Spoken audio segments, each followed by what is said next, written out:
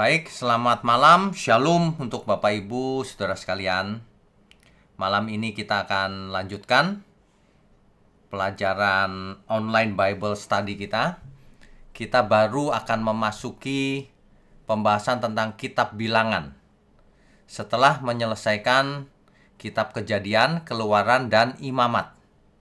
Jadi, belajar firman Tuhan itu sangat menarik. Karena akan mengubah cara pikir kita dan mengubah pola hidup kita. Itu luar biasa. Ya. Tapi sebelum itu mari kita tundukkan kepala. Mari kita berdoa. Bapa di surga, kami sangat mengucap syukur kalau setiap Rabu malam kami diberikan firman yang benar-benar murni, yang sesuai dengan pengertian yang benar. Mohon berkati terus channel gerejamu ini, dan juga berkati semua yang mendengar, baik yang online maupun nanti di YouTube. Terima kasih Tuhan, berkati mulut hamba-Mu untuk menyampaikan kebenaran ini. Hanya di dalam nama Tuhan Yesus kami berdoa dan mengucap syukur. Amin. Malam ini adalah sesi pertama kitab Bilangan. Kita tahu bahwa kitab Bilangan adalah lanjutan dari kitab Imamat. Nah, jadi Bapak Ibu yang baru bergabung malam ini bisa sambil mengulang yang lalu. Ikuti terus sesi-sesi ini ke depan, tapi sambil ikuti sesi yang lalu, diulang lagi. Kitab Kejadian kita sudah bahas 50 sesi. Karena sangat menarik. Kitab Keluaran ada 20 sekian sesi, tapi kitab Imamat cuma 6 sesi. Jadi terus ikuti supaya kita berubah. Tidak ada orang bisa berubah tanpa pengertian yang benar. Tidak ada. Dengan pengertian yang benar saja orang belum tentu berubah. Apalagi kalau pengertiannya tidak benar. Ya. Oke, jadi kitab Bilangan ini adalah lanjutan dari kitab Imamat, ya. Bilangan pasal 1 ayatnya yang pertama. Tuhan berfirman kepada Musa di padang gurun Sinai dalam kemah pertemuan. Kalau Bapak Ibu ikuti pembahasan tentang kitab Imamat yang lalu, Imamat pasal yang pertama, Tuhan berfirman kepada Musa dari kemah pertemuan. Artinya Tuhan di dalam, Musa di luar. Tapi kitab Bilangan dalam kemah pertemuan, artinya Musa sudah masuk ke dalam. Ini ada arti rohaninya tentu saja. Kitab Imamat, seperti kita tahu, tema besarnya adalah kekudusan. Jadi Musa harus menguduskan diri sebelum masuk ke dalam, sebelum bersekutu dengan Tuhan. Demikian juga seluruh bangsa Israel. Ya. Pada tanggal 1 bulan yang kedua, dalam tahun yang kedua. Apa artinya? Sesudah mereka keluar dari tanah Mesir. Artinya, mereka keluar dari Mesir 1 tahun kemudian sampai di kaki Gunung Sinai, berkemah di sana. Memasuki tahun kedua, Tuhan berfirman ini, yang sedang kita baca ini tahun kedua, yaitu tanggal 1 bulan keduanya. Ya, jadi lanjutan dari kitab Imamat ini adalah kitab Bilangan. Nah, yaitu kisah tentang Israel yang melanjutkan perjalanan menuju tanah perjanjian, yaitu Kanaan. Bapak Ibu perhatikan peta di samping kanan ini. Gunung Sinai ada di bawah ini, di peninsula Sinai, semenanjung Sinai, di bawah ini. Nah, kitab Bilangan menulis tentang perjalanan lanjutannya, yaitu ke atas. Nah, menuju Kanaan. Jadi sebelum sampai ke Kanaan nanti akan sampai ke Kades Barnea namanya. Nanti ya kita bahas sambil jalan.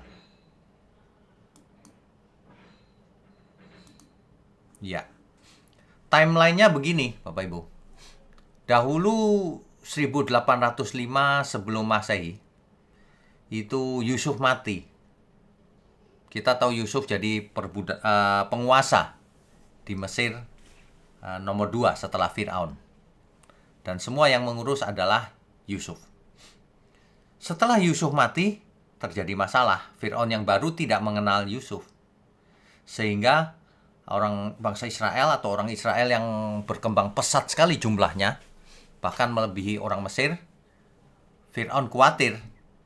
Sehingga ditindaslah bangsa Israel, terjadilah perbudakan di Mesir. Nah, perbudakan ini makan waktu 400 sekian tahun, ya. Nah, di tahun 1446 sebelum Masehi, barulah bangsa Israel keluar dari Mesir. Itulah yang dibahas dengan kitab Keluaran. Setahun kemudian sampai di Gunung Sinai, 1445 sebelum Masehi.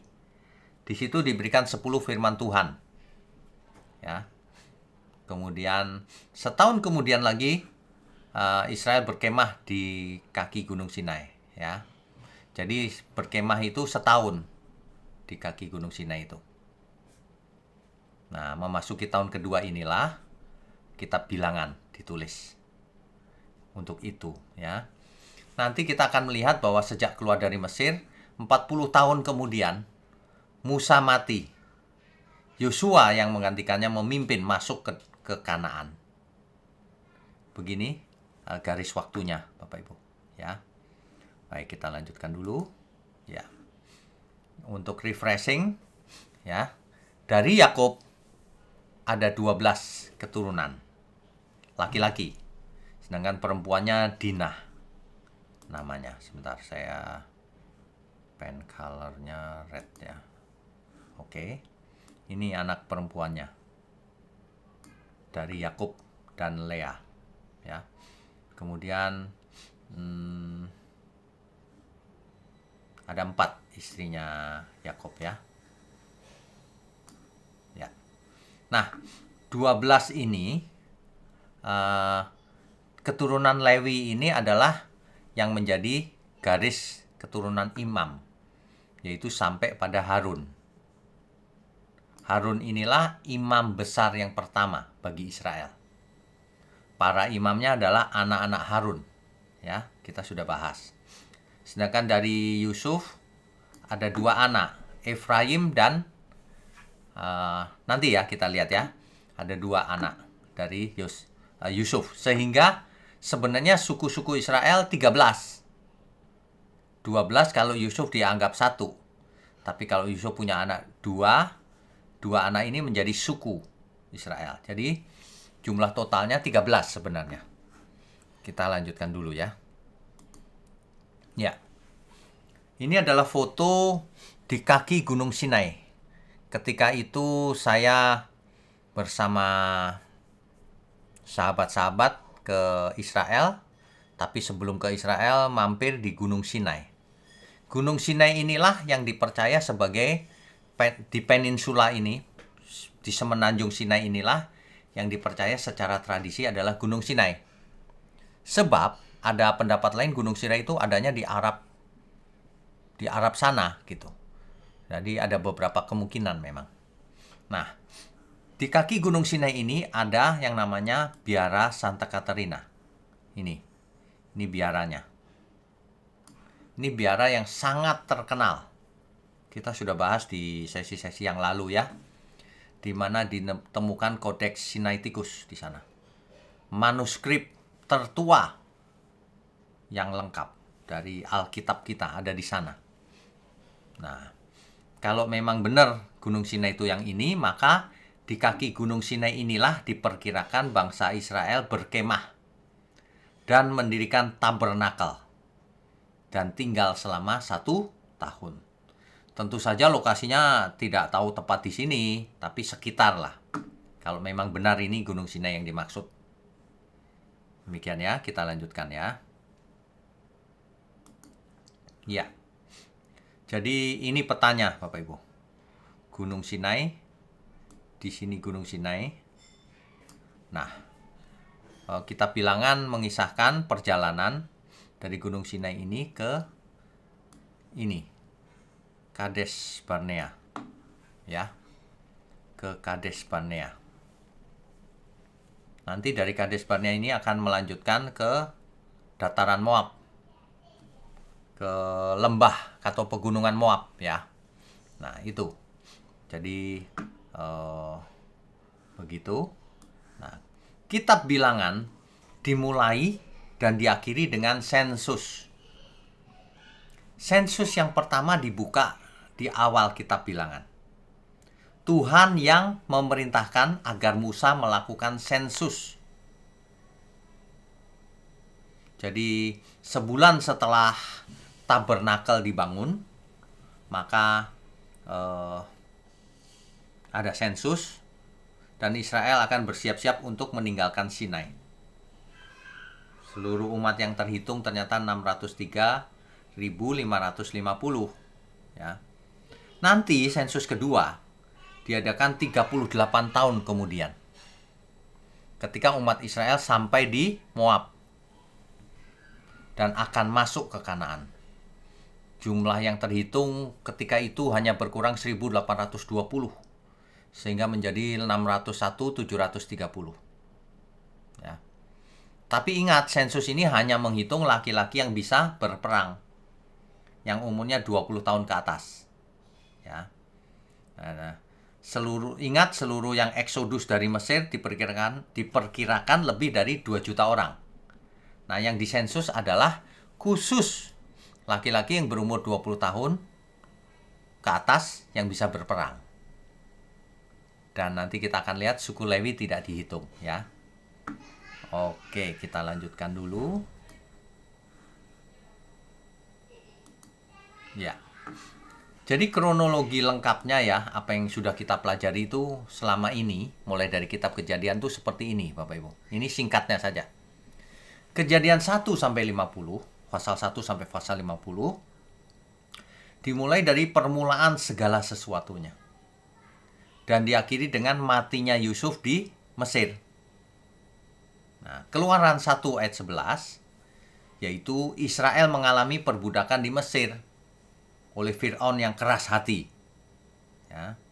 Sedangkan Keluaran 12 sampai 18, perjalanan menuju Sinai yang menyeberangi menyeberangi laut Teberau, itu semua ada di sana tuh kisahnya.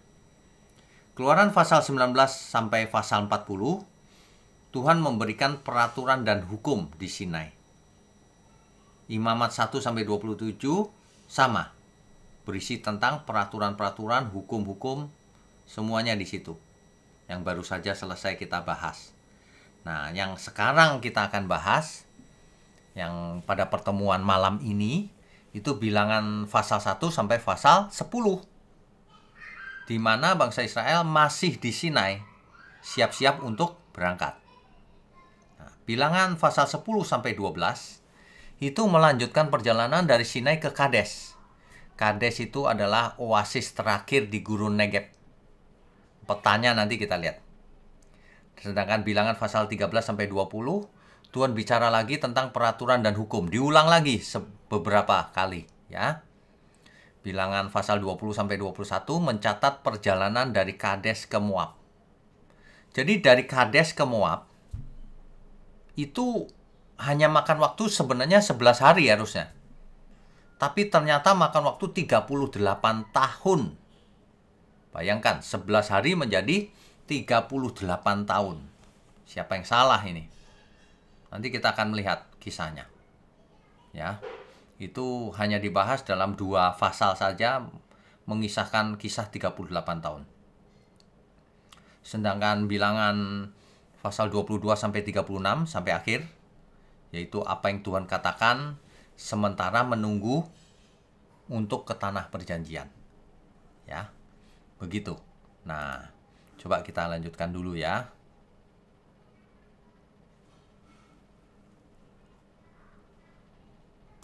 Ya. Oke, kita masuk ke bilangan pasal 1 ayat 1 sampai 49. Ayat 2 misalnya. Hitunglah jumlah segenap umat Israel menurut kaum-kaum yang ada dalam setiap suku mereka dan catatlah nama semua laki-laki di Israel. Tapi yang berumur 20 tahun ke atas dan yang sanggup berperang. Kalau yang nggak sanggup berperang nggak usah dihitung. Jadi ini tujuannya apa, Bapak Ibu, Saudara sekalian? tujuannya adalah membentuk suatu pasukan tentara. Karena tahu nanti berjalannya waktu akan ketemu orang Kanaan yang lumayan berat sebagai musuh perang. Gitu, yang harus ditaklukkan. Makanya dihitung berapa kekuatannya. Ya.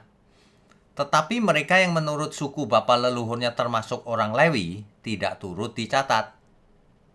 Suku Lewi kita tahu tidak ikut berperang, tidak turut dicatat. Hanya berfungsi sebagai imam. Ya. Hanya suku Lewi janganlah kau catat dan janganlah kau hitung jumlahnya bersama-sama dengan orang Israel. Begitu. Jadi hasil sensus itu tanpa suku Lewi nggak dihitung. Nah, ini sensus yang pertama, Bapak Ibu. Nanti ya kalau kita sudah sampai pembahasannya di ujung ya, kita akan tahu sensus yang pertama ini semua orang mati, tidak masuk ke tanah perjanjian. Sensus kedua barulah masuk. Generasi yang pertama ini ingat dulunya budak di Mesir. Mentalnya tegar tengkuk, tidak taat, suka mengeluh. Kita sudah pelajari di yang lalu ya, kitab Keluaran. Suka mengeluh terus. Itulah generasi pertama yang keluar dari Mesir. Nah, sensus kedua 38 tahun kemudian sudah ganti generasi. Kecuali Yosua dan Kaleb, nanti kita akan belajar sampai sana ya.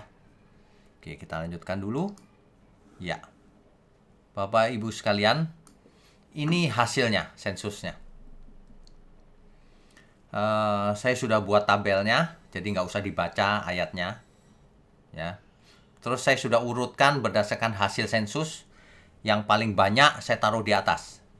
Ternyata yang paling banyak Yehuda. Yaitu jumlahnya 74.600. Ya. Yang paling dikit Manasye. 32.200. Masing-masing ayatnya juga saya tampilkan di situ di sampingnya. Jadi Yusuf punya dua putra tadi ya, Efraim dan Manasye. Jadi suku Efraim, suku Manasye.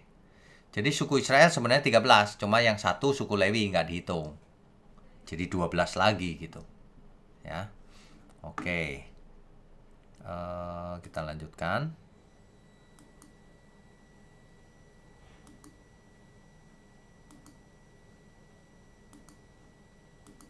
Ya. Ini penampilan lain daripada hasil sensus. Yang paling banyak Yehuda ya. Saya tampilkan grafisnya biar secara visual mudah ditangkap. Oke, kita lanjutkan. Ya. Suku Lewi tidak dihitung. Mengapa? Karena bertugas. Tugasnya apa? Ini saya highlight pakai kuning nih. Tugasnya mengawasi kemah suci, segala perabotannya, perlengkapannya. Mereka yang mengangkat kemah suci atau tabernakel. Tabernakel ketika berangkat nanti dibongkar. Karena seperti tenda saja dibongkar, dibawa oleh timnya suku Lewi. Semua perabotannya itu semua dibawa. Nanti ketika berkemah lagi, dipasang lagi tabernakelnya. Gitu ya. Jadi ayat 51, apabila berangkat kemah suci atau tabernakel harus dibongkar oleh orang Lewi. Dan apabila berkemah, tabernakel harus dipasang oleh orang Lewi. Sedangkan orang awam tidak boleh mendekat. Kalau mendekat harus dihukum mati. Ya. Tetapi orang Lewi haruslah berkemah di sekeliling tabernakel. Ya. Orang Lewi haruslah memelihara kemah suci itu. Jadi seolah-olah suku Lewi ini menjadi pelindung, imam. Kan kita tahu di kitab Imamat, imam adalah yang melakukan korban penghapus dosa, pengorban salah, dan sebagainya. Yang paling besar adalah Yom Kippur, hari pendamaian, di mana sang imam besar minta ampun menutupi dosa bangsa Israel. Jadi dia melakukan itu untuk seluruh bangsa. Ya.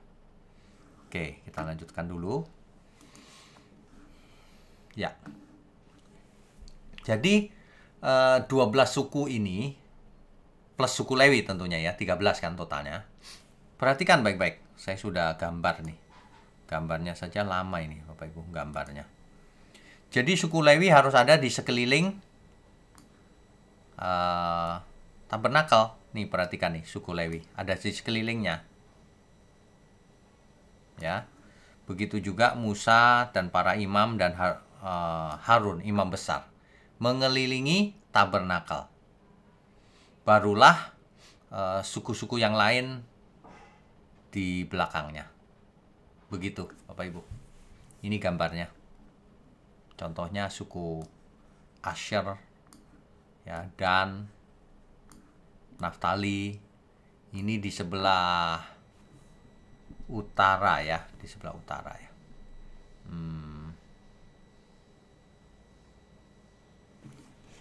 Ini di sebelah utara. Sebentar, saya cek dulu ya, apakah benar di sebelah utara.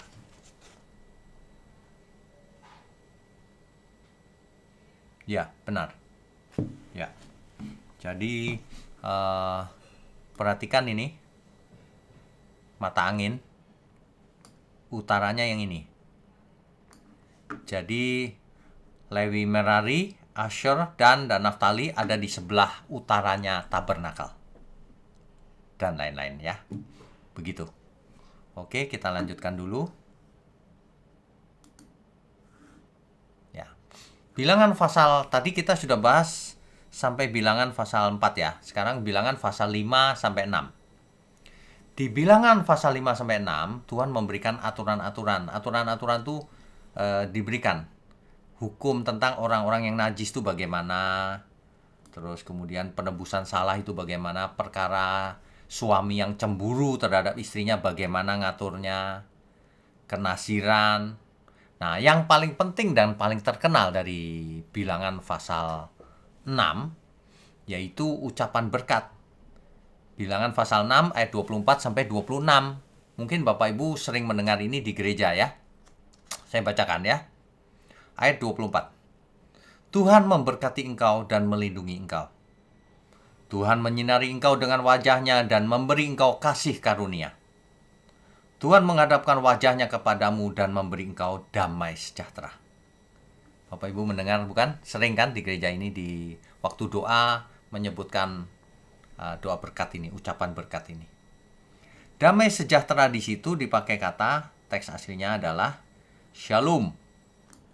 Nah, sering kita mengucapkan salam dalam bahasa Ibrani yaitu shalom. Tapi sebenarnya artinya apa? Shalom itu. Apakah artinya damai? Atau hanya salam biasa? Atau apa? Nah, coba kita lihat ya artinya ya. Ya, shalom. Jadi, kata shalom ini adalah kalau bahasa Arabnya salam. Tahu ya Bapak Ibu ya? Kalau shalomnya yang sering kita dengar, shalom alaihim. Kan begitu ya? Kalau bahasa Arab ya mirip dengan saudara kita, teman kita.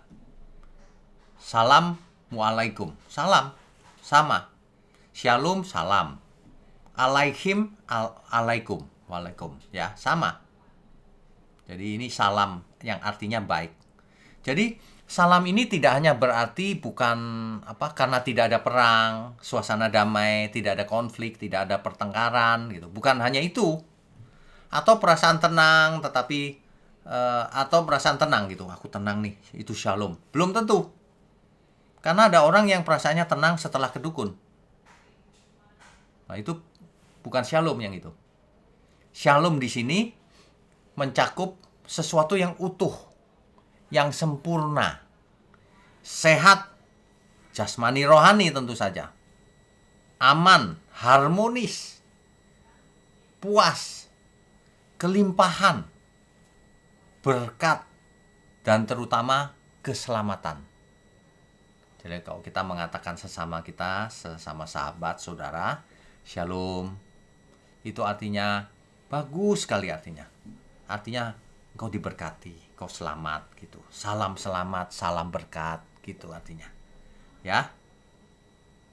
Jelas ya, Bapak Ibu ya. Oke. Kita lanjutkan.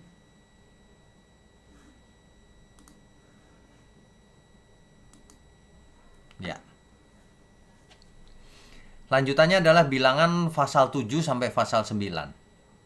Di situ dibahas bahwa persembahan dari masing-masing pemimpin 12 suku Israel itu semuanya sama, harus seperti itu.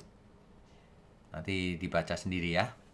Kemudian aturan membuat kandil. Kandil itu menorah ya, atau kaki dian ya. Kemudian pentahbisan suku Lewi. Masa kerjanya suku Lewi itu, orang Lewi itu sampai kapan, dibahas semua di situ. Kemudian ketetapan-ketetapan mengenai perayaan Paskah. Ini sebagian ulangan dari yang lalu ya. Yang lalu sudah dibahas juga sih. Nanti dibaca kalau mau tahu detailnya ya. Oke. Nah, soal tiang awan. Di kitab Keluaran kita sudah bahas. Di siang hari ada tiang awan yang memimpin bangsa Israel. Di malam hari ada tiang api yang menerangi bangsa Israel. Nah, tiang awan ini selalu menyertai Israel. Ya. Yang mewakili kehendak Tuhan agar Israel itu berkemah atau berangkat gitu. Kalau tiang awan itu diam, artinya bangsa Israel harus berkemah di situ.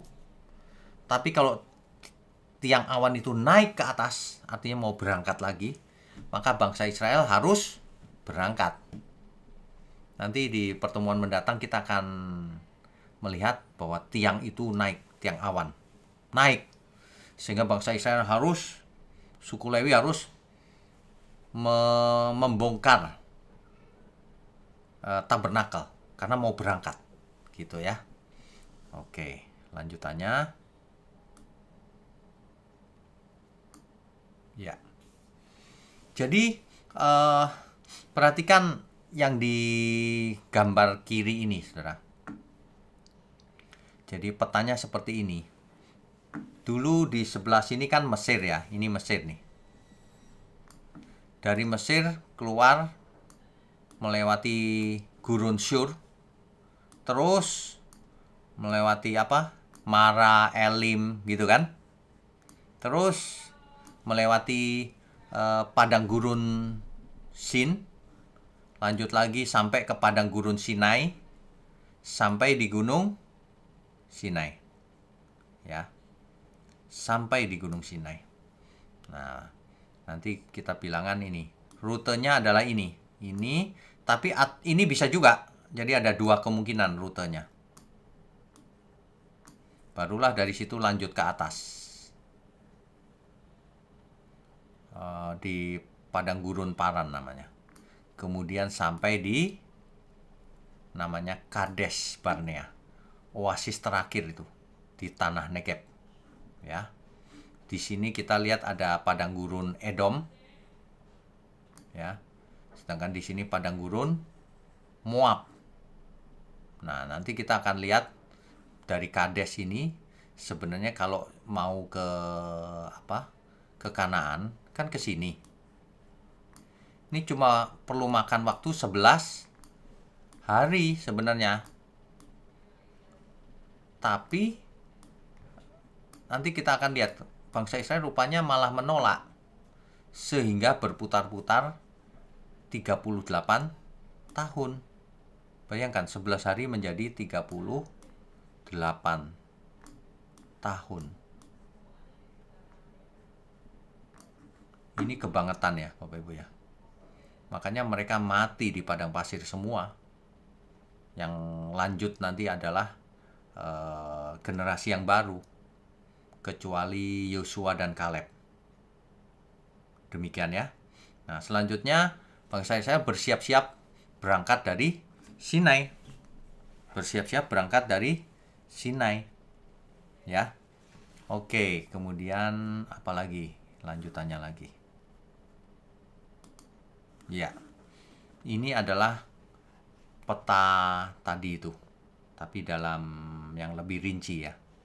Bapak Ibu bisa baca perlahan-lahan. Jadi ada beberapa kemungkinan rute. Yang hijau itu adalah alternatif kemungkinan. Nah, yang orange itu yang banyak dipercaya oleh orang banyak, itu adalah yang orange. Ya. Ya. Jadi lanjut. Ya. Pertemuan kita Rabu depan itu akan mengisahkan bagaimana bangsa Israel mulai berjalan berangkat dari Sinai menuju Kanaan. Tapi tentu saja persinggahan yang besarnya adalah Kades, ya, seperti tadi kita lihat. Oke, ya.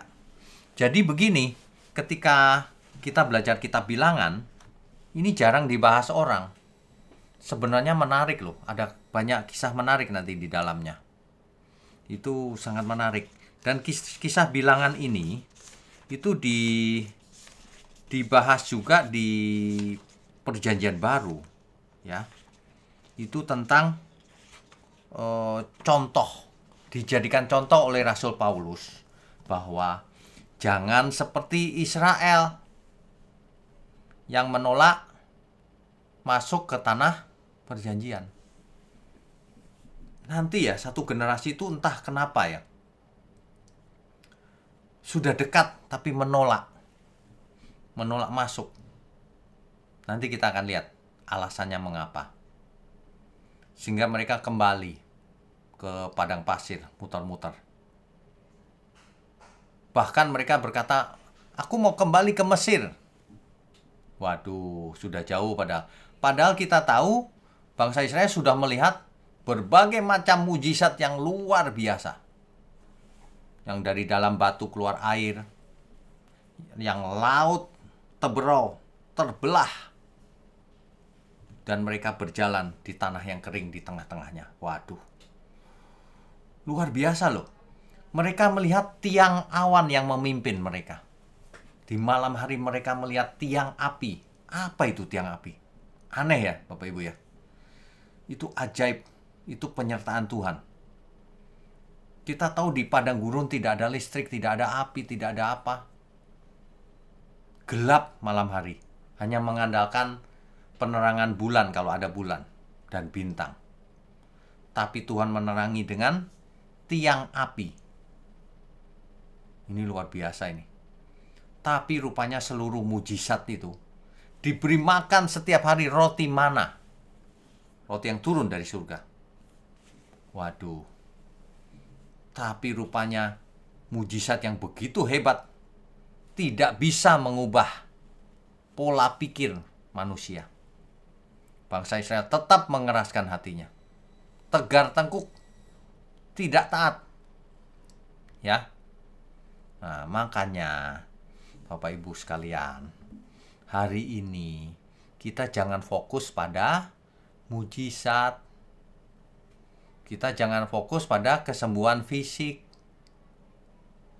Kalau dari dulu Bapak Ibu diajarin terus kesembuhan fisik, terus mujizat terus yang diomongin, itu sama seperti bangsa Israel nanti, nggak ngerti kehendak Tuhan. Makanya banyak orang tidak berubah meskipun sudah jadi Kristen lama. Karena pikirannya diarahkan mendapatkan berkat jasmani dan mujizat kesembuhan fisik. Itu bukan doktrin yang benar.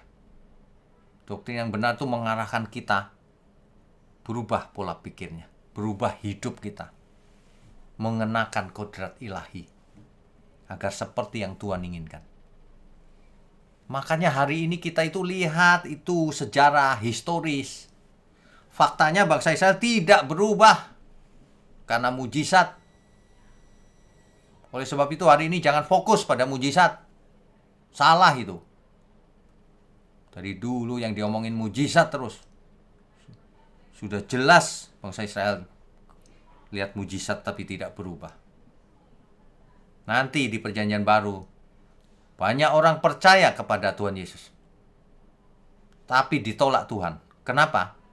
Karena mereka percayanya itu melihat mujizat. Bukan karena memang mencari Tuhan. Beda. Ya.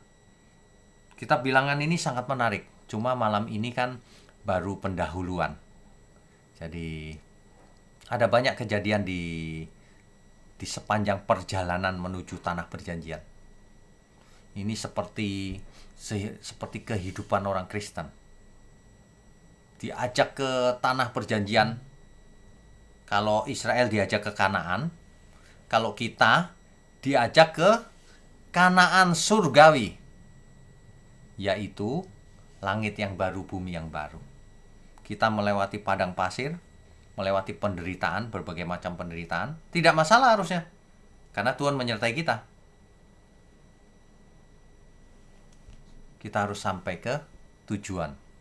Jangan mundur lagi seperti bangsa Israel generasi pertama. Sudah dekat, tapi mundur lagi.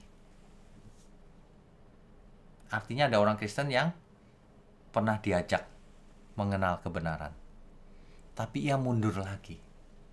Mengapa? Satu, punya interest lain, punya tujuan lain. Dua, tidak mau bayar harga. Ketiga, memang hatinya keras, jahat, licik. Hanya orang yang hatinya bersih yang bisa melihat Allah. Ada amin ya semua ya. Amin. Kita lanjutkan dengan tanya jawab saja. Silakan. Co-host. Ya, baik. Bagi Bapak Ibu yang ingin bertanya, silakan raise hand. Yang pertama, Ibu Junita. Silakan, Bu. Selamat malam Pak Wignyo, Shalom. Shalom, selamat malam. Silakan Bu. Ini saya mau menanyakan ucapan berkat imam tadi ya Pak. Ya. Biasanya kan sering juga didoakan dengan hamba-hamba Tuhan itu untuk penutup ibadah. Ya. Ini kan sebetulnya doa ini untuk bangsa Israel ya Pak. Bagaimana dengan itu ya Pak? Oh iya ya. Doa ini memang diucapkan untuk bangsa Israel. Betul. Tetapi bukan berarti kita nggak boleh mengucapkan juga, Bu. Setiap doa berkat kan boleh diucapkan. Kan tujuannya baik. Gitu. Dan memang Tuhan memberkati kita kalau kita berada di pihaknya. Memang begitu, nggak masalah. Nggak masalah ya Bisa Pak? diaplikasikan, boleh saja, nggak apa-apa. Boleh diaplikasikan ya? Ya, yang tidak boleh diaplikasikan tuh gini Bu, yang tidak cocok. Misalnya, bangsa Israel sudah sampai di pinggiran Laut Tebero. Di belakangnya ada pasukan Fir'aun. Bangsa Israel nggak bisa apa-apa. Lalu firman Tuhan berkata, kamu akan diam saja. Tuhan akan berperang ganti kamu. Kan gitu kan? Lalu laut terbelah, dibelah Tuhan semalam-malaman. Bangsa Israel ngapain? Diam saja. Lalu bangsa Israel baru jalan. Nah, kalau itu nggak boleh diterapkan zaman sekarang. Itu kan kasus di mana laut terbelah, kita nggak bisa apa-apa. Tapi kalau kita bisa apa-apa, artinya itu bagian kita. Makanya banyak orang pakai ayat itu sembarangan. Kamu akan diam saja, Tuhan yang berperang ganti kita. Akibatnya orang yang mendengar itu, aku nggak usah kerja, nanti aku diberkati. Gitu. Seolah-olah kita nggak punya kewajiban, nggak punya tanggung jawab. Salah. Ya. Tapi kalau pemberkatan, ya itu nggak apa-apa. Gitu. Bagaimana dengan yang juga suka diucapkan dengan berkat Abraham, berkat Ishak, dan berkat Yakub, Pak? Oke. Kalau itu salah, Bu. Seperti berkat Abraham, terima, gitu kan? Iya, iya Pak. Ya. Padahal, berkat Abraham itu apa sih? Saya sudah bahas di pertemuan kita yang lalu. Satu, ia akan punya keturunan yang banyak. Seperti bintang di langit, seperti debu di pantai, pasir di pantai. Gitu kan? Dua, namanya akan masyhur. Tiga, keturunannya akan mewarisi Kanaan, tanah perjanjian. Kan gitu kan? Emangnya kita mewarisi tanah perjanjian? Enggak. Memangnya nama kita masyhur? Enggak. Memangnya kita punya keturunan seperti bintang di langit? Enggak. Memangnya kita akan kaya seperti Abraham? Enggak dijamin. Tapi ada berkat yang keempat. Ingat itu. Itu jelas. Melalui keturunanmu, semua kaum di muka bumi akan mendapatkan berkat. Nah, itu cocok. Karena semua kaum di muka bumi. Nah, Tuhan Yesus mengulang itu karena keselamatan datang dari bangsa Yahudi. Itu maksudnya berkat. Nah, kalau itu cocok. Memang itu yang dimaksud. Berkat untuk kita itu. Keselamatan di dalam Tuhan. Kalau itu benar. Tapi kalau engkau akan jadi seperti Ishak kaya raya, wah ngawur itu. Nggak karu-karuan ngawurnya. Gitu. Iya, Pak. Ya. Berarti yang 3 spesifik untuk memang berkat Abraham, Ishak, dan Yakub sendiri ya Pak Untuk ya? Israel dan Ya, untuk keturunannya ya. Israel. Ya. Yang keempat baru dijelaskan Yang secara keempat eksplisit. baru. Semua kaum di muka bumi. Baik Pak, terima kasih. Tuhan Tuhan memberkati. berkati. Oke. Selanjutnya Bapak Susanto. Silakan Pak. Malam, Pastor. Selamat malam. Tadi ada sempat bilang kalau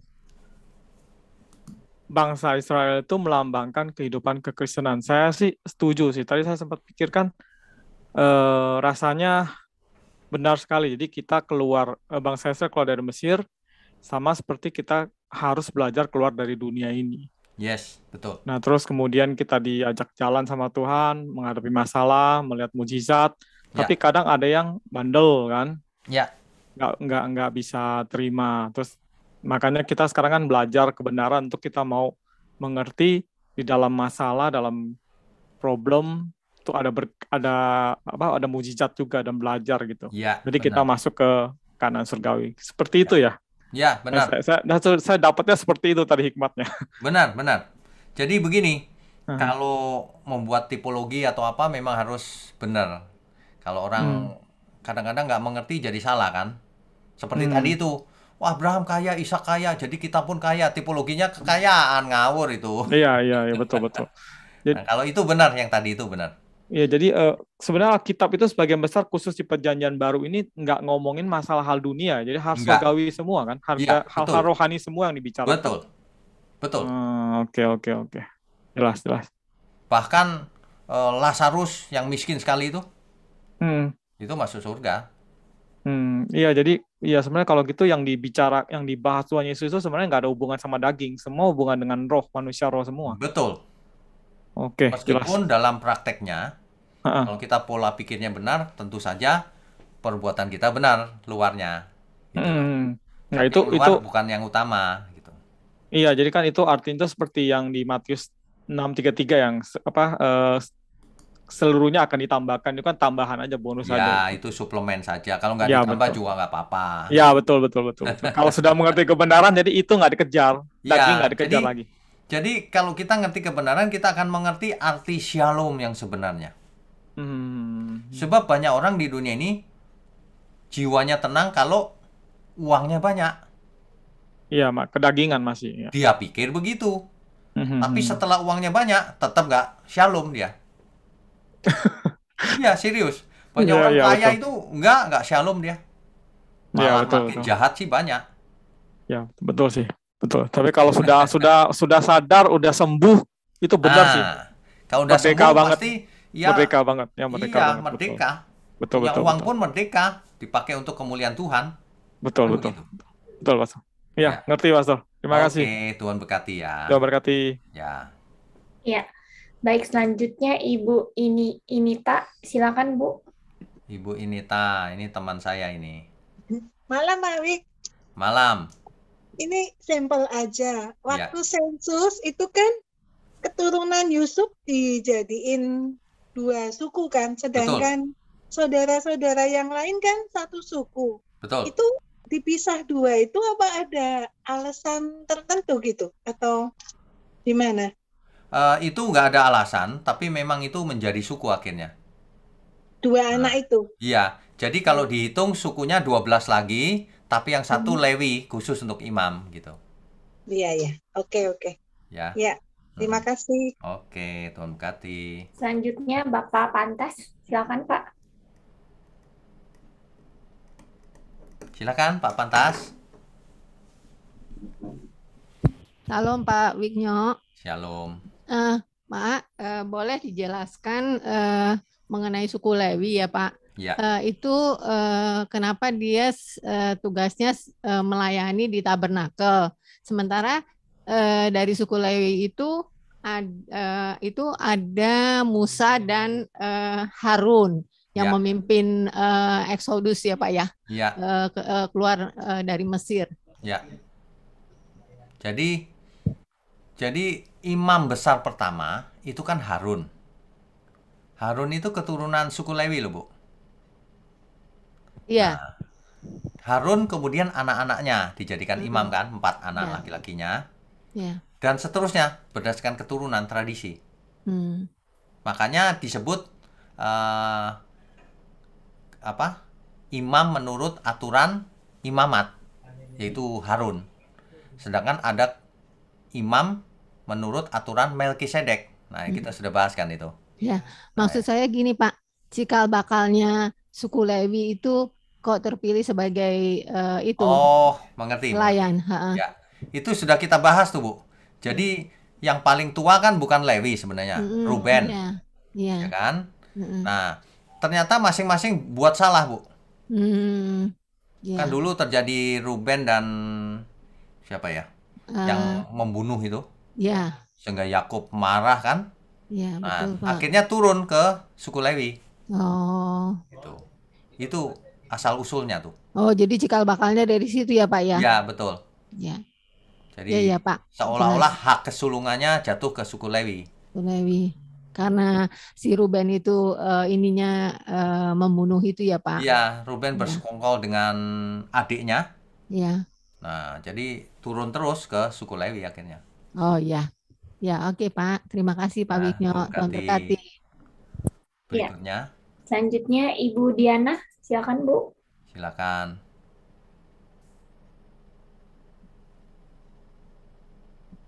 Salam Pak Wignyo. Shalom.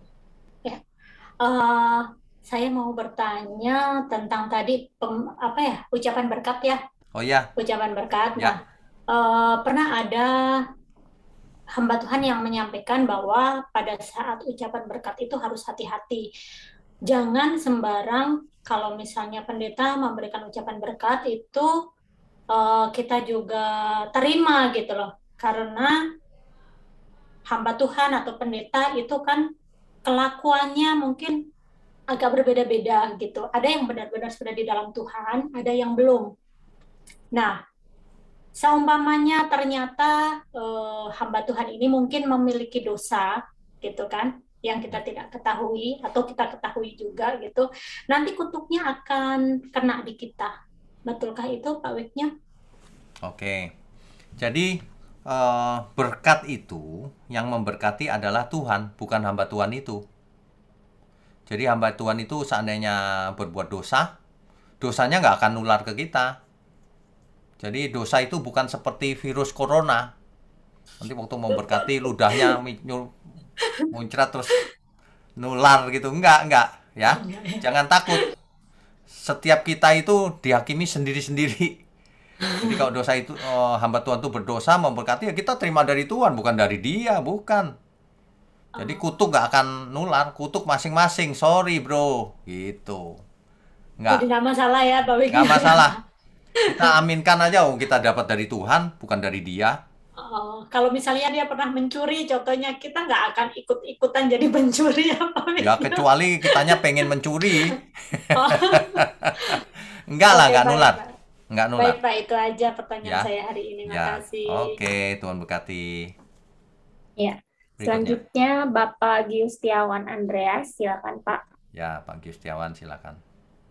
Selamat malam Pak Wignyo. Selamat malam.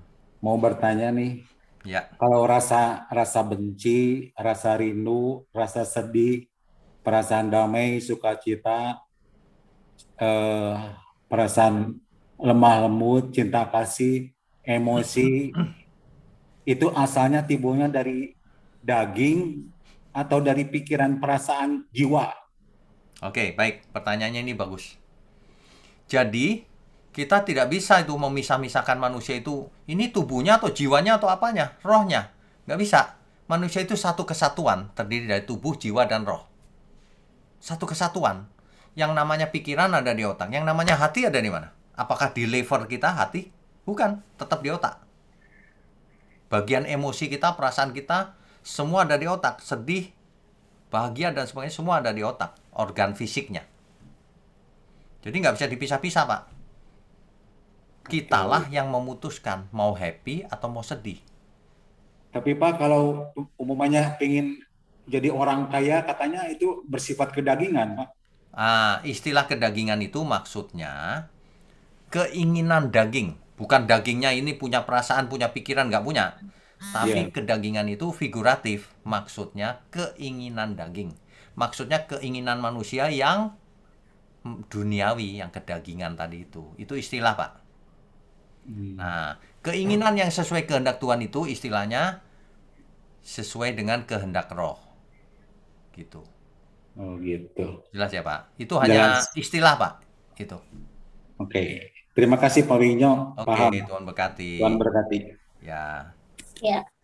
Selanjutnya Bapak Daniel, silakan Pak. Pak Daniel, silakan. Selamat malam Pak Winyo. Selamat malam. Pak, saya mau tanya masalah bangsa Israel. Ya. Itu tadi kan dibahas perjalanan 11 hari menjadi 38 hari. Iya. Nah, padahal itu ada kuasa Tuhan, ada tiang awan sama tiang api. Ya. Nah, seberapa parah sih dia nuntutnya seperti itu, padahal ada kemuliaan Tuhan tiap hari. Gitu. Ya. Nah, yang dituntutkan kan hal kedagingan rata-rata mereka. Betul. Nah, seberapa parah, dan untuk pelajaran ini untuk kita itu seperti apa gitu. Ya, baik. Ini pertanyaan luar biasa ini. Jadi begini loh, seperti tadi sudah saya bahas. Bangsa Israel ini sudah melihat laut terbelah, kita aja nggak pernah lihat. Sudah lihat roti dari surga, ngalamin setiap hari ada tiang awan, tiang api. Sudah macam-macam dihajar Tuhan. Tapi kok nggak berubah ya? Nah, itu jadi pelajaran buat kita sekarang. Sudah melihat kemuliaan Allah yang kayak apa kok nggak berubah ya? Artinya apa? Artinya Tuhan tidak memaksa manusia untuk berubah.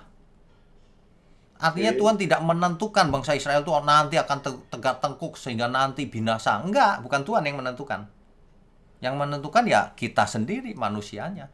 Tuhan memberikan petunjuk, memberikan mujizat, memberitakan kabar baik, dan sebagainya. Semuanya diberikan Tuhan supaya kita mau berubah. Tuhan tidak pernah memaksa kita.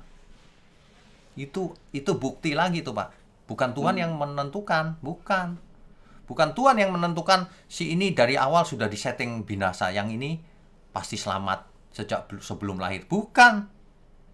Makanya pelajarannya hari ini, kita ini memiliki kehendak bebas.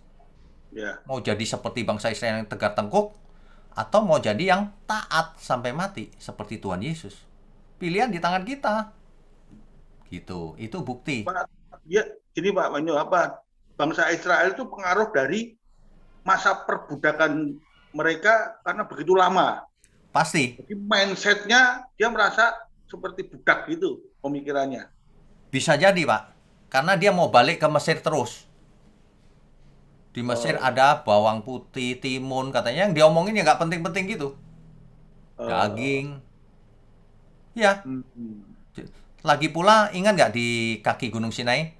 Ketika Musa naik, nggak ada beritanya. Bangsa Israel membuat apa sama Harun? Patung sapi kan? Kok bisa idenya sapi dari mana? Dari dewa Mesir. Nah gitu. Pengaruh, Pak. Memang pengaruh. Tapi bukan berarti lalu nggak bisa taat harusnya. Memang bandel aja. Gitu. Artinya kita nggak bisa menyalahkan siapapun kalau kita nggak berubah. Salahin diri sendiri. Gitu. Kok nggak mau berubah? udah dikasih semuanya gitu. Ya. Gitu Pak Dan ya. Oke Pak. Oke, Ya, terima Tuhan kasih Pak berkati Benyo. ya. Oke. Malam. Berikutnya. Ya, selanjutnya Bapak Rafli Rinaldi. Ya, Silakan, silakan Pak Rafli. Ya, selamat malam Pak Wiknyo. Selamat malam. Saya juga tertarik mengenai itu Pak tadi, dari Moab ke Kanaan kok sampai 38 tahun ya. Ya. Padahal kalau Moab itu kan cuma berapa ya? 11 hari. 11 hari Pak ya. Ya. Itu asumsinya jalan lurus atau muter-muter melingkar Pak itu 11 hari itu Pak. Karena 11 hari kita baca kan 11 hari pasti lurus Pak, langsung ke atas gitu. kan, ya. Ya. Padahal kalau kita baca di Alkitab itu kan dia muter-muter Pak. Sudah sampai ke sini nanti dia balik lagi ya kan. Ya makanya Dan- jadi 38 hari, 38 Ya. tahun. Itu pun karena mereka artinya tidak terus-menerus jalan Pak. Mereka pasti berhenti-henti di beberapa lokasi, ada sekitar 30 titik kalau tidak salah itu Pak ya. Betul. Itu berkemah Pak. Tentu Betul. lama juga dong butuhnya. Betul. Karena mereka kan begitu rombongan, begitu banyak, nggak mungkin bisa berjalan secepat itu ya. Kalau kita bilang kalau kita jalan tidak berhenti-henti mungkin Pak Betul. ya. Yang seperti Betul. itu kan. Pertanyaannya Tapi apa kalau Pak? ini- Ya, pertanyaan saya itu berarti 38 tahun itu karena mereka berpindah-pindah Pak, ya kan? Bukan. Artinya tidak. Bukan begitu Pak. Masa 11 hari bisa jadi 38 tahun? Itu karena muter-muter Pak. Ya, betul. Ya, Nanti betul. Saya nanti di sesi mendatang kita akan lihat karena mereka menolak Pak masuk. Mereka menolak masuk Pak. Sudah di depan mata, harus masuk, nggak mau mereka. Mendingan ke Mesir, mau balik lagi. Makanya muter-muter akhirnya mati di padang pasir. Semuanya mati. Ya, kalau saya ini sorry Pak ya, ini pendapat ya. Ya. Mungkin nanti Pak Wigno bisa betulin. Kalau pendapat saya itu mungkin Tuhan melihat bangsa ini keras kepala sehingga dia menguji gitu loh Pak. Dia menguji sampai di mana sih dari sekian banyak ratusan ribu jiwa Israel itu dia menyaring begitu Pak. Yang mana yang bisa dipilih sebagai bangsa pilihan. Tetapi pada akhirnya tidak ada yang terpilih dari generasi pertama itu Pak. Nanti yang masuk ke tanah Kanaan jadinya generasi kedua katanya. Ya, betul. Ya bisa juga Pak, bisa juga. Apakah seperti Tuhan itu, Pak? sabar terus gitu ya. Sampai akhirnya mereka yang menolak sendiri Pak. Ya. Semuanya menolak, ya udah, kecuali Yosua dan Kaleb gitu. Ya, kecuali dan Kaleb betul. Ya, seperti itu Pak. Ya. Tafsiran saya Pak. Ya, bisa juga Pak, bisa. Karena mereka menolak, nggak mau lanjut Pak. Jadi balik lagi betul. muter nggak karuan akhirnya. Mati di padang pasir. Gitu. Ya. Ya. Oke, Tuhan berkati Pak Rafli. Berikutnya, Oke, selanjutnya Bapak Hari, silakan Pak. Pak Hari, silakan Pak. Ya, selamat malam Pak. Selamat malam. Ya, mau nanya nih, kadang kita mau berubah menjadi seperti yang Tuhan inginkan. Ya. Tapi kadang-kadang kita di dalam pikiran tuh kita sudah berdosa, terus ini udah saatnya memang udah saatnya ya. Kita udah umur 50 ke atas. Ya. Untuk pulang gitu. Ini kita berubah ini karena perintah Tuhan atau karena kita takut neraka gitu. Ya. Itu gimana kita ngadepinnya ya Pak ya? Oh, oke, baik. Apa yang harus kita? Baik. Jadi sebenarnya Tuhan tidak berkehendak seorang pun binasa. Makanya Tuhan berikan kesempatan, berikan teguran, berikan pelajaran dan sebagainya supaya kita mau berubah. Tuhan tidak pernah memaksa kita. Setan juga nggak bisa memaksa kita, Pak. Setan nggak bisa memaksa manusia supaya jahat, nggak bisa. Hanya bisa menggoda. Tuhan juga tidak memaksa manusia supaya hidup kudus. Hanya bisa mengajari, memberitakan. Gitu. Jadi kitalah yang harus menggerakkan diri. Aku mau Tuhan dipimpin. Gitu. Bukan gini loh, bukan aku memang baik membanggakan diri. Oh, nggak boleh kalau itu. Kita harus menyerahkan diri. Aku mau Tuhan melakukan kehendak-Mu. Gitu. Keputusan Jadi pribadi itu, Pak. motivasi kita nggak perlu dipikirkan ya Pak ya. Oh, motivasi. Ya, oke. Jadi motivasi itu harus benar, Pak. Jangan mencari Tuhan, wah nanti aku dibuat kaya. Nah, kalau itu salah. Aku cari Tuhan karena memang Tuhan mengasihi aku. Memang seharusnya aku harus mengasihi Tuhan. Siapa lagi? Karena keselamatan juga ada di dalam Tuhan. Bukan karena takut neraka, bukan. Karena memang aku mau bersama Tuhan. Gitu aja. Kalau baru belajar mungkin orang takut neraka. Ya, oke. Tapi aku mau dipakai Tuhan. Bahkan mulai sekarang. Itu jadi berkat hidupku. Nah, itu motivasi karena kita sudah dekat ke liang kubur. Ya, itu masih lumayan, Pak. Itu masih lumayan. Ada orang yang mau mati aja nggak mau bertobat. Pertamanya takut mati pertamanya. Nggak apa-apa. Itu udah lumayan bagus. Banyak orang nggak takut mati. Nah, ketika kita sudah berumur, takut mati, takut nggak jelas hidup nanti bagaimana setelah kematian, lalu belajar firman. Setelah belajar kebenaran, jadi mengerti. Nah, jadi mengerti ya berubah, motivasinya jadi benar juga akhirnya. Gitu. Yang mana saja mula-mulanya nggak apa-apa, tapi akhirnya harus benar. Gitu. Amin, amin. Terima kasih, Pak. Iya, karena banyak di antara kita juga dulu buat salah, ya kan, nggak mengerti juga. Tapi kalau kita mau, ya aku mau Tuhan, mau belajar lah minimal, belajar terus, oh yes, gitu akhirnya. Motivasinya juga jadi benar akhirnya, gitu. Begitu ya Pak. Amin, amin. Tuhan berkati. Amin, amin. Ya. Amin, Tuhan berkati. Oke, berikutnya. Ya, selanjutnya Bapak Budi, silakan Pak. Pak Budi, silakan. Shalom Pak Wetnyo. Shalom. Ya, ini yang sering kali saya dengar Pak dari para teolog, dari apa ini? Ya. Satu firman Tuhan ya dalam 1 Efesus itu pasal 4 sampai dengan 5. Ya. Dia seringkali diulang-ulang ya. Jadi ini seolah-olah bertentangan dengan apa yang disampaikan Pak Wetnyo tentang kehendak bebas, Pak. Jadi, Efesus berapa, Pak? Penjelasannya. Efesus pasal 1 ayat 4 sampai 5. Oh ya, oke. Itu. Ya. Jadi ya. Oke. Itu, Pak. Terus bagaimana? Itu pertanyaannya. Pertanyaannya ya, tadi kan Pak Wetnyo menjelaskan bahwa manusia itu diberikan kehendak bebas kan gitu. Ya. Tidak ditentukan, Allah tidak campur tangan di dalamnya. Tetapi di dalam Efesus itu banyak penafsiran bahwa Allah ikut menentukan dalam nafsu seorang gitu kan. Gitu. Ya, mengerti Pak.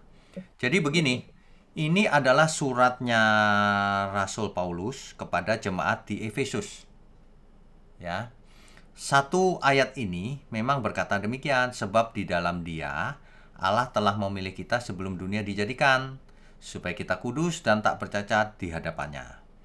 Ini ada kata supaya. Bukan begini. Allah sudah menentukan kita sebelum dunia dijadikan dan ditentukan pasti kudus. Enggak. Supaya. Tapi di ayat 5-nya, Pak. Di ayat 5-nya. Selanjutnya di ayat 5-nya itu. Dalam kasih Ia telah menentukan kita dari semula oleh Yesus Kristus untuk menjadi anak-anaknya. Ya, sesuai dengan kerelaan kehendaknya. Menentukan kita dari semula untuk menjadi anak-anaknya. Apa artinya? Apakah kita disetting dia jadi anak-anaknya? Nggak ada proses, nggak ada kehendak bebas? Apakah gitu? Banyak orang terjebak sama bahasa. Ya. Banyak orang terjebak sama bahasa. Jadi ya menentukan itu Pak yang jadi apa? Yang jadi permasalahan di situ. Loh. Yohanes 1 ayat 12. Ya. Boleh nggak saya pakai satu ayat doang lalu menyimpulkan seluruh Alkitab? Tidak boleh, Pak. Tidak boleh. Nah, tadi itu orang tadi itu yang suka pakai ayat ini cuma satu ayat lalu seluruh Alkitab diabaikan. Padahal ada banyak kasus di Alkitab jelas manusia punya kehendak bebas. Kalau ada ayat ini satu, lalu ada ribuan ayat yang berkata sebaliknya, terus pilihnya yang satu. Lah, ini nggak punya hikmat namanya orang-orang ini. Padahal saya mau jelaskan, ayat 1 ini pun bukan begitu maksudnya. Ya. Ini kan suratnya Rasul Paulus kepada jemaat di Efesus ya Pak ya? Ya, betul. Nah, jadi apakah ini berlaku bagi kita? Ini jemaat Efesus loh ini. Itu yang pertama. Mengapa Rasul Paulus nggak ngomong sama jemaat Roma, jemaat Korintus, jemaat Galatia, jemaat Kolose, Filipi? Kok cuma sama Efesus? Kalau memang berlaku, Rasul Paulus pasti ngomong terus-terusan. Mengerti ya maksudnya ya? Ya, tapi untuk pembelajaran bagi kita saat ini, Pak. Oke, untuk pembelajaran kita saat ini, jemaat Efesus itu tidak pasti selamat seperti kalimat itu. Buktinya apa? Di kitab Wahyu. Di kitab Wahyu sebentar.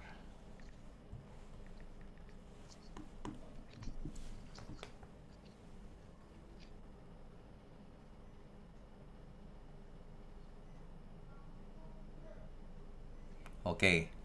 Wahyu. Bentar ya. Wahyu 2 ayat 5. Ini adalah tulisan Rasul Yohanes kepada jemaat di Efesus. Jelas kan? Di ayat satunya jelas tuh. Tuliskanlah kepada malaikat jemaat di Efesus. Ini surat Yohanes kepada jemaat di Efesus. Sama nih, Efesus kasusnya. Ya. Sebab itu ingatlah betapa dalamnya engkau telah jatuh. Bertobatlah dan lakukanlah lagi apa yang semula engkau lakukan. Diperintahkan bertobat atau Tuhan yang menentukan? Tobat, Pak. Ya.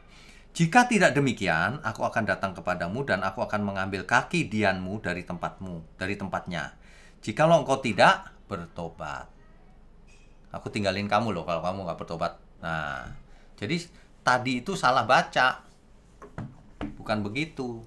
Supaya gitu. Jelas nggak, Pak?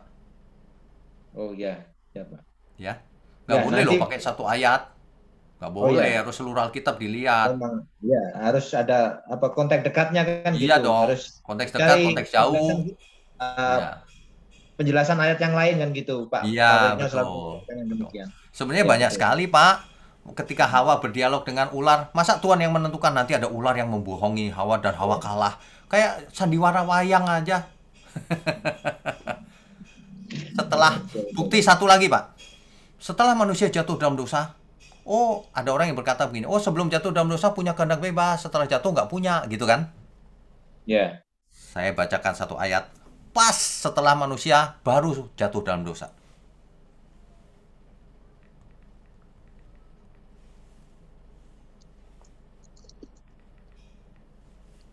Oke.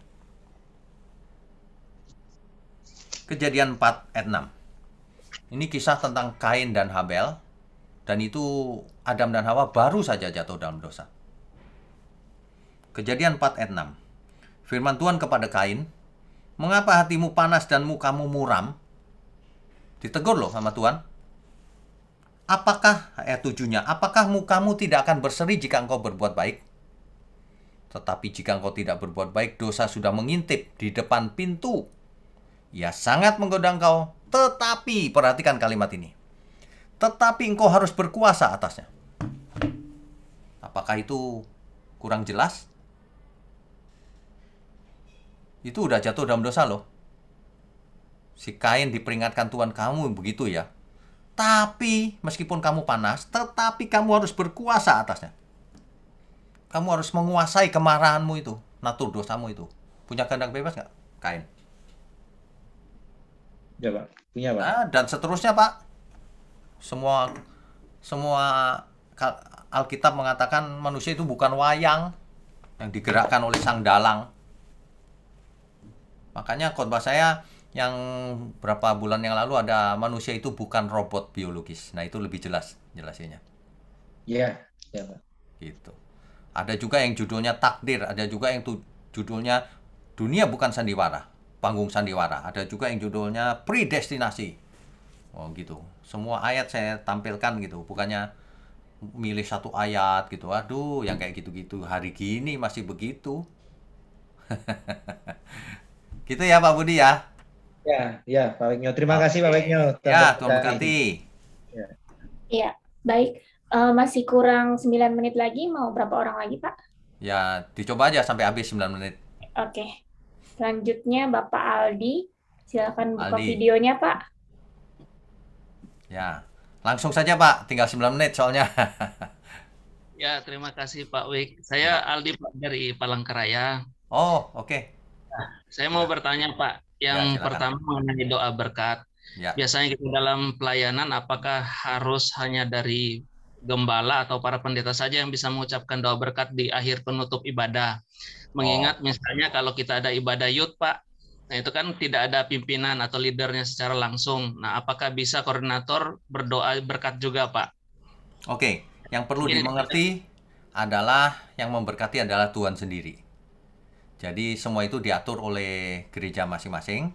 Tapi kalau saya ditanya, kalau misalnya koordinator, kan yang koordinator yang berdoa, masa nggak boleh berdoa? Nah, tapi doa berkat tak? Ya boleh saja, angkat tangan. Kami menyambut segala berkat yang turun dari Tuhan. Kan boleh dong. Masa doa juga nggak boleh? Kan aneh itu. Gitu. Boleh-boleh aja. Tapi bahasanya mungkin diperhalus, kami menyambut segala berkat gitu. Bukan aku lemparkan berkat kepadamu. Nah itu sombong sekali kalau itu. Itu hamba Tuhan pun nggak boleh itu sebenarnya. Aku lempar berkat kepadamu. Oh, memangnya sulap apa? Emangnya kau tuh siapa? Nggak tahu diri emang. Gitu. Boleh Pak Aldi. Jadi sama-sama angkat tangan gitu. Mari kita terima berkat. Ya, terima kasih Pak. Ya, oke, Tuhan berkati. Ya, Tuhan berkati. Oke, selanjutnya Ibu Sylvia, silakan Bu. Shalom Pak, selamat malam. Shalom. Pak Wiknyo, terima kasih co-host, aku dikasih kesempatan untuk bertanya, tapi apa yang aku tanyain udah dijelasin sama Pak Wiknyo semuanya dari. Oh, sudah ya. Udah nyambung semuanya dari dia dari Habel, ya dari Kain, dari Adam dan Hawa, semuanya udah komplit.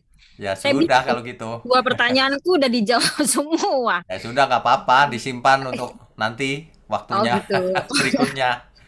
Oh ya udah. Tapi Ibu kalau Sylvia dari ikut terus nggak OBS? Iya. Waduh, sejak kejadian? Enggak.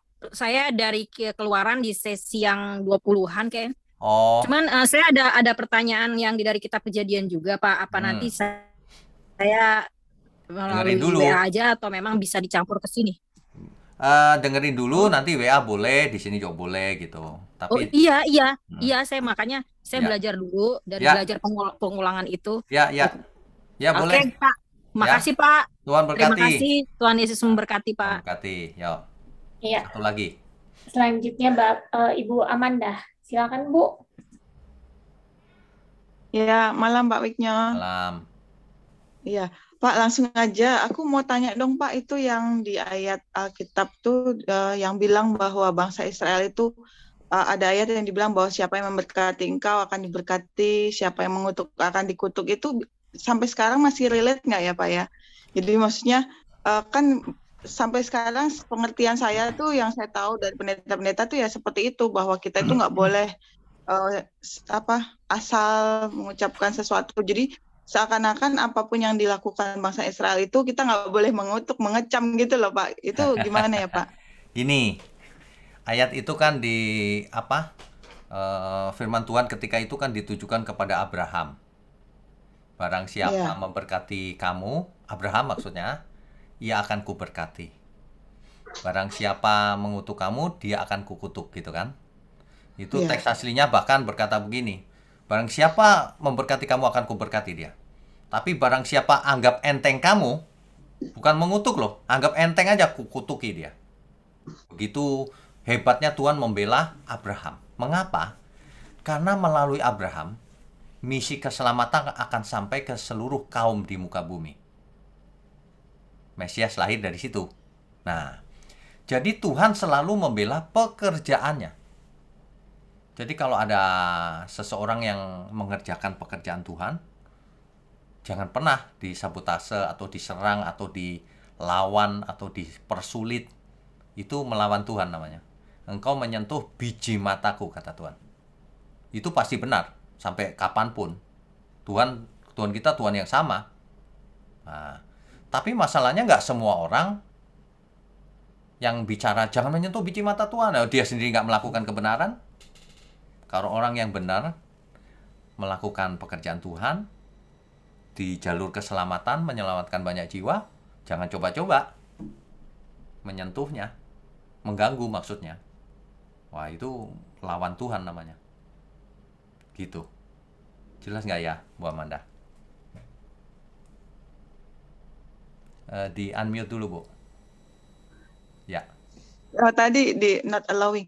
Iya Pak, ini sebenarnya pertanyaan anak saya. Dia bilang gini, kalau misalnya kayak begitu, jadinya kayak Tuhan pilih kasih dong katanya. Kok hanya bangsa itu saja katanya yang diberkati dan seakan-akan kayak ya seperti itulah Pak. Enggak. Itu pertanyaan anak saya. Enggak. Kasih tahu ke anak Ibu. Itu gimana jelasnya? Melalui keturunanmu, semua kaum di muka bumi akan mendapat berkat. Semua kaum. Oh, berarti nggak khusus. Jadi ayat ini waktu di perjanjian lama itu nggak yang khusus waktu untuk perjanjian dia, lama khusus ya. Abraham. Ya. Nah, kemudian keturunan Abraham, Israel. Tapi ingat, memangnya Israel selamat. Tadi generasi pertama musnah, itu binasa itu, Bu. Karena tegak-tengkuk. Jadi setiap orang itu, Tuhan nggak pilih kasih. Setiap orang itu dituntut masing-masing, dihakimi. Bangsa Israel memang nggak binasa, sebagian besar binasa. Mati di padang gurun loh, satu generasi kecuali Yosua dan Kaleb. Itu binasa, ditolak Tuhan tuh. Gitu. Jadi bukan Tuhan pilih kasih, enggak. Bangsa Israel juga belum tentu selamat, tetap harus melakukan pekerjaan Tuhan. Tetap harus percaya, iman, tetap. Gitu. Oke, Hanya Pak. memang dipilih untuk melahirkan Mesias lahir dari bangsa itu, gitu. Ya, gitu Bu. Oke. Ya, makasih Pak Wiknya. Oke, Tuhan berkati. Sudah habis ya? Ini ada Pak Rafli raise hand lagi, Pak. Oh, Pak Rafli mau tanya lagi, boleh? Terakhir ya? Ya, oke. Silakan Pak Rafli. Ini yang menyangkut tadi dengan pertanyaan Pak Budi, Pak, yang menyangkut di Efesus ya. Ya. Saya juga sering mendengar orang atau hamba Tuhan mengatakan bahwa Allah turut bekerja di dalam kehidupan kita. Dia mengambil di Roma 8:29-30, Pak. Ya. Konteksnya apakah sama juga seperti yang di Efesus, Pak? Bahwa ayat ini ditujukan khusus kepada rakyat Roma, Pak? Oke. Jadi begini, Allah turut bekerja dalam segala hal untuk mendatangkan kebaikan. Tapi nggak bagi semua orang, Pak. Bagi siapa? Bagi orang yang mengasihi Dia. Jadi kondisinya mengasihi Dia ya. Nah, mengasihi Dia Tuhan yang tentukan atau kita yang memilih mengasihi Dia? Manusia. Nah, tetap aja, Pak. Balik lagi. Artinya gini loh, saya pernah menjelaskan tuh. Sebenarnya itu hidup ini perjanjian yang Tuhan buat antara Tuhan dan kita. Ada bagian Tuhan, ada bagian kita. Bagian Tuhan sudah dilakukan semua. Nah, bagian kita sekarang mau nggak kita berhutang. Jangan hidup menurut daging, harus menurut roh. Roh Kudus ditaruh dalam diri kita, memimpin kita. Memimpin itu bukan menyeret kita, memaksa, enggak. Kalau kita mau dipimpin ya dipimpin. Kalau menolak ya nggak bisa. Makanya banyak orang bandel. Gitu Pak. Pengertian saya begini Pak, bahwa setiap ayat-ayat yang ada di dalam Alkitab itu sebenarnya berlaku bukan cuma pada masa itu Pak, tetapi juga khusus untuk orang-orang sekarang dan masa sekarang kan. Betul. Seperti itu kan Pak ya. Betul, tapi tidak semua ayat Pak. Tidak semua ayat. Tidak. Contohnya, saya kasih contoh ya. Dahulu Tuhan berfirman kepada Nuh supaya membuat bahtera. Itu buat kita nggak? Apa kita harus buat bahtera? Ya, itu perjanjian lama Pak. Nah, makanya. Perjanjian baru Pak di Efesus dan Roma Pak. Ya, perjanjian baru berlaku semua untuk kita. Berlaku semua Pak. Tapi harus lihat konteksnya. Konteksnya. Harus lihat konteksnya. Konteks dekat, konteks jauh harus lihat. Tapi berlaku Pak. Ya. Ya. Oke Pak, itu sementara itu dulu. Oke, Pak. Tuhan berkati. Panjang ini Pak. Ya, nanti kita sambung Pak Rabu depan ya. Banyak ini ayat-ayat yang berhubungan dengan Efesus Pak ya, dengan Efesus 1:45, Efesus 1:11, ini Roma 8:29, 30, ada juga di Tesalonika. Banyak Pak, banyak. Dan saya kalau seandainya ini berdasarkan pada bangsa Roma pada waktu itu kayaknya gimana ya? Kalau saya selalu menarik ke arah sekarang pun berlaku gitu Pak. Memang berlaku Pak.